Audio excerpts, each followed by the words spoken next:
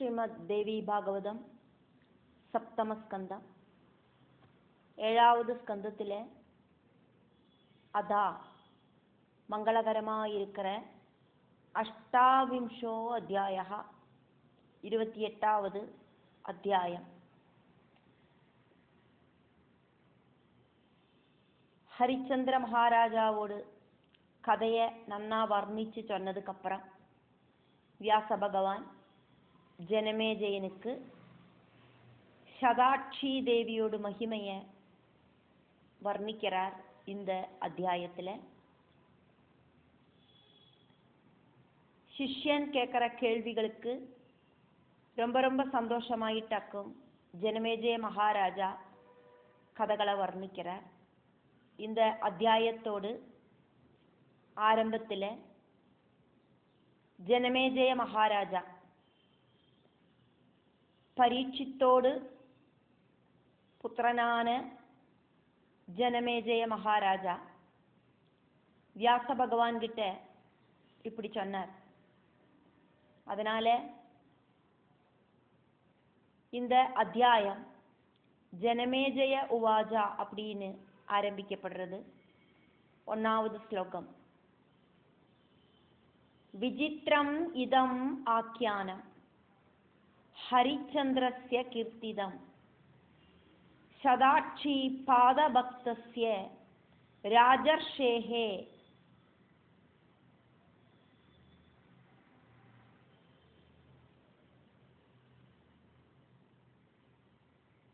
தார்மிகஸ்ய ஜ. விசித்திரமிதமாக்கியானம் ஹரிச்சந்திரஸ்ய கீர்த்திதம் சதாட்சி பாதபக்தஸ்ய ராஜர்ஷேர் தார்மிகஸ்ய ஜ. சதாட்சி தேவியோடு பாதத்தை நன்னா வணங்குற பக்தனும் தர்மத்துக்கு கட்டுப்பட்டு நடக்கிறவரும் ராஜசிரஷ்டருமான ஹரிச்சந்திரனோடு கதைகளை நீங்கள் நன்னா வர்ணிச்சு சொன்னேளே. எனக்கு உங்களால வர்ணிக்கப்பட்ட இந்த ஹரிச்சந்திர சரிதம் ரொம்ப ரொம்ப ஆச்சரியத்தை உண்டாக்குறது. 2வது ஸ்லோகம். சதாட்சி சாகுதோ ஜாதா தேவி பகவதி சிவா தத்காரணம் வதமுனே சார்த்தகம் ஜென்மமே குரு. மங்களஸ்வரூபிணியான அந்த சதாட்சி தேவியோட உத்பவம் எப்படி ஆக்கும் அப்படிங்கிறத தெரிஞ்சுக்கிறதுக்கு எனக்கு ஆசை இருக்கு. அந்த உத்பவத்துக்கு காரணம் என்னவாக்கும் அப்படின்னு சொல்லி தருங்கோ மகர்ஷே. சதாட்சி தேவியோடு கதைய எனக்கு சொல்லி தந்து என்னோடு இந்த ஜென்மத்தை சாட்டிஸ்ஃபைடாக்கி தீர்க்கணுமே. என்னோடு இந்த மனுஷ ஜென்மம் தேவியோடு கதை கேட்கறதுக்கு ஆக்ரஹிக்கிறது. என்னோடு இந்த ஆக்ரஹத்தை சாதிப்பிச்சு தரணுமே. 3வது ஸ்லோகம். கோஹி தேவ்யா குணான் ஸ்ருண்வன் திருப்திம் யாஸ்யதி சுத்ததீஹ பதே பதே ஸ்வமேதஸ்ய பலமட்சய்யமஷ்ணுதே. பதே பதே அஸ்வமேதஸ்ய பலம் அட்சய்யம் அஷ்ணுதே.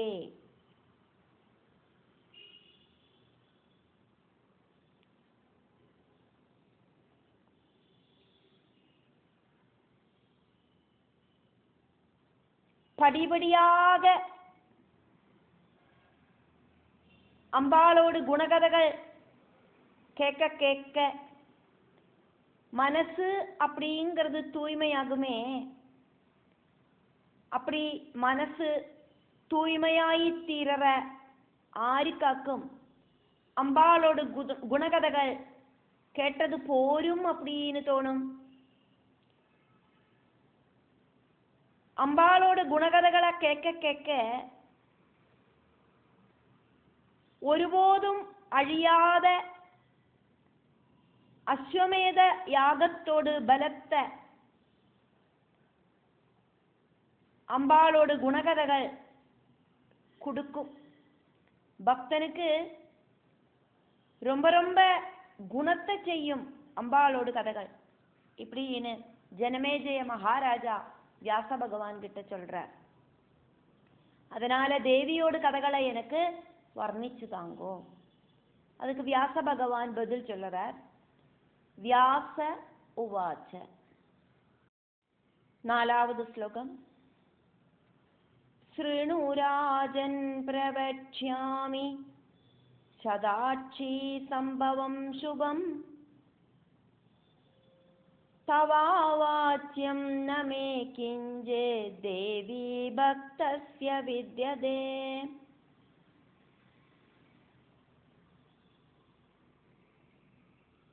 तव अवाच्यं न मे किञ्चित् தேவி பக்தஸ்ய வித்யதே. தேவி பக்தனான உங்ககிட்ட எனக்கு சொல்லக்கூடாததாயிட்டு ஒன்றும் இல்லை. தேவியோட கதைகள் எல்லாம் எனக்கு வர்ணிக்கலாம். ஸ்ருணு, ராஜாவே கேளுங்கோ. சதாட்சி சம்பவம் பிரவக்ஷ்யாமி. சதாட்சி தேவியோடு சுபமான உல்பவத்தை நான் உங்களுக்கு சொல்லித்தரேன். சுபம் சதாட்சி சம்பவம் பிரவக்ஷ்யாமி. மங்களகரமாயிருக்கிற சதாட்சி தேவியோடு உல்பவத்தை நான் உங்களுக்கு சொல்லித்தரேன். ஜனமேஜய மகாராஜாவே கேளுங்கோ. 5வது ஸ்லோகம். दुर्गमाख्यो महादैत्य पूर्वं परमदारुणा हिरण्याक्षाच्च यो जादो रुरुपुत्रो महागला. முன்னால துர்கமன் அப்படின்னு ரொம்ப ரொம்ப பயங்கரனாயிருக்கிற ஒரு அசுரன் இருந்தான். அவன் ஹிரண்யாட்சனோடு வம்சத்துல ருருவோடு புத்திரனாயிட்டு ஜனிச்ச பெரிய வீரசூர பராக்கிரமியாக்கும். 6வது ஸ்லோகம். தேவானாம் து பலம் வேதோ நாசே தஸ்ய சுரா அபி நங்ஷ்யந்த்யேவ ந சந்தேஹோ விதேயம் தாவதேவதத். தேவர்களோட பலம் அப்படிங்கிறது வேதமாக்கும். வேதம் அழிஞ்சானா தேவர்களுக்கு நாசம் சம்பவிக்கும் அப்படிங்கிறதுக்கு எந்த ஒரு சந்தேகமும் இல்லை. அதனால வேதங்களை இல்லாம பண்ணணும் அப்படின்னு அவன் முடிவு பண்ணினான். 7வது ஸ்லோகம். विमृश्यैतत्तपश्चर्या गदकर्तुं हिमालये ब्रह्माणं मनसा ध्यात्वा वायुभक्षो व्यधिष्ठता. அப்படி வேதங்களை நசிப்பிக்கணும் அப்படின்னு தீர்மானம் பண்ணிட்டு தபசு செய்யறதுக்கு அவன் ஹிமாலயத்துக்கு போனான். ருருவோடு புத்திரனாயிட்டு ஜனிச்ச துர்கமன் அப்படிங்கிற அசுரன் பிரம்மாவை மனசுல தியானிச்சுண்டு பிராணனை மட்டும் உணவாய் எடுத்துண்டு அந்த ஹிமாலய சாணுக்களில தபஸ் இருந்தான். 8வது ஸ்லோகம். சஹஸ்ரவர்ஷபர்யந்தம் சகார பரமம் தபா தேஜசா தஸ்ய லோகாஸ்து சந்தப்தா சசுராசுராஹ. பூர்ணமாயிட்டும் 1000 வருஷங்கள் அப்படி துர்கமன் அப்படிங்கிற அசுரன் தபசு பண்ணின. அவனோடு தபசோடு அந்த ஒரு தேஜஸ், அந்த மகிமையால தேவர்களும் அசுரர்களும் இன்க்ளூடா இருக்கிற எல்லா லோகத்தில் இருக்கிறவாளும் ரொம்ப ரொம்ப அதிகடினமான ചൂട് അനുഭവിച്ച. 9வது ശ്ലോകം. തദ പ്രസന്നോ ഭഗവാൻ ഹംസാരൂഢശ്ചതുർമുഖ യയൗ തസ്മൈ വരം ദാതും പ്രസന്നമുഖ പങ്കജ. அப்போது அவனோடு அந்த ஒரு தபசில சாட்டிஸ்ஃபைடாகி தீர்ந்த பிரம்மா ஹம்சவாகனத்தில் ஏறிண்டு ரொம்ப ரொம்ப பிரசன்னமான முகத்தோடு கூடிட்டு அவனுக்கு முன்னால பிரத்யட்சமாயிட்டு அவனுக்கு என்னவாக்குமோ வரம் வேணும் அதை கொடுக்கறதுக்காயிட்டு அவனோட முன்னால பிரத்யட்சமாயிட்டு வந்தார். 10வது ശ്ലോകം. சமாதிஸ்தம் நீலிதாட்சம் ஸ்புடம் ஆஹா சதுர்முக வரம் வரய பத்ரம் தே யஸ்தே மனசி வர்த்ததே. கண்ணமூடி சமாதி அவஸ்தையில உட்கார்ந்துருக்கிற துர்முகன் அப்படிங்கிற அசுரன் கிட்ட பிரம்மா ரொம்ப கிளியராயிட்டு இப்படி சொன்னார், உனக்கு என்ன வரமாக்கும் வேணும், நீ ஆசைப்படுற வரத்தை நீ கேட்டு வாங்கிக்கோ, உனக்கு மங்களம் உண்டாகட்டும். 11வது ശ്ലോകം. தவாத்ய தபசா துஷ்டோ வரதேஷோஹமாகத ஸ்ருத்வா பிரம்மமுகாத் வாணீம் யுத்தித சசமாதிதா. வரங்களை கொடுக்கறதுக்கு எனக்கு ரொம்ப குஷியாக்கும், வரதோத்தமனாக்கும். நான் ஆர் என்ன வரம் கேட்டாலும் கொடுத்துப்படுவேன். அப்படி இருக்கிற நான் உன்னோடு தபசில சந்தோஷமாயிட்டு உன்னோடு முன்னால வந்து நிற்கிறேன். இப்படி பிரம்மாவோட வாக்குகளை கேட்டோன்னே சமாதி அவஸ்தையிலேருந்து அவன் முழிச்சுண்டான்.